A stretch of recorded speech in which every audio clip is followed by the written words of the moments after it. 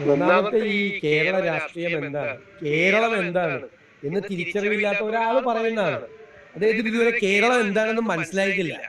ഒന്ന് ഞങ്ങൾ പറഞ്ഞത് എന്താണ്, നമ്മളൊരു വിഷയം ഉണ്ടാവും, ഇതുപോലത്തെ കാശ്മീർ സ്ഫോടനം ഉണ്ടാവുമ്പോൾ രാജ്യസ്നേഹമുള്ളവരെല്ലാവരും, നിങ്ങളും ഞാൻ അടക്കം ചിന്തിക്കുന്നത്, ദൈവമേ ഇതിന്റെ പേരിൽ ഇനി വീണ്ടും ഒരു കലാപമൊന്നും നമ്മുടെ രാജ്യത്ത് നടക്കരുത്, അല്ലേ?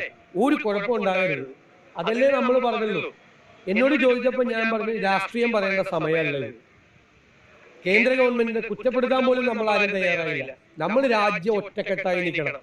നമ്മുടെ രാജ്യത്തിന് നേരെയുള്ള ഭീഷണിയാണ്, നമ്മുടെ നെഞ്ചിലാണ് വെടിയുന്നത് അടച്ചിരിക്കുന്നത് എന്ന് ദേശസ്നേഹത്തോടു കൂടിയാണ് ആ വാക്ക് പറഞ്ഞത്. അപ്പൊ അദ്ദേഹത്തിന് ഇത് നമ്മൾ എന്താണ് പറഞ്ഞതെന്ന് അദ്ദേഹത്തിന് മനസ്സിലായില്ല. നിങ്ങൾ ചോദിക്കുന്ന ചോദ്യം എന്താണെന്ന് മനസ്സിലാവില്ല. വായി തോന്നിയത് പറഞ്ഞത് എന്താണെന്ന് മനസ്സിലാക്കാനുള്ള സാമാന്യ ബുദ്ധി അദ്ദേഹം കാണിച്ചില്ല. പിന്നെ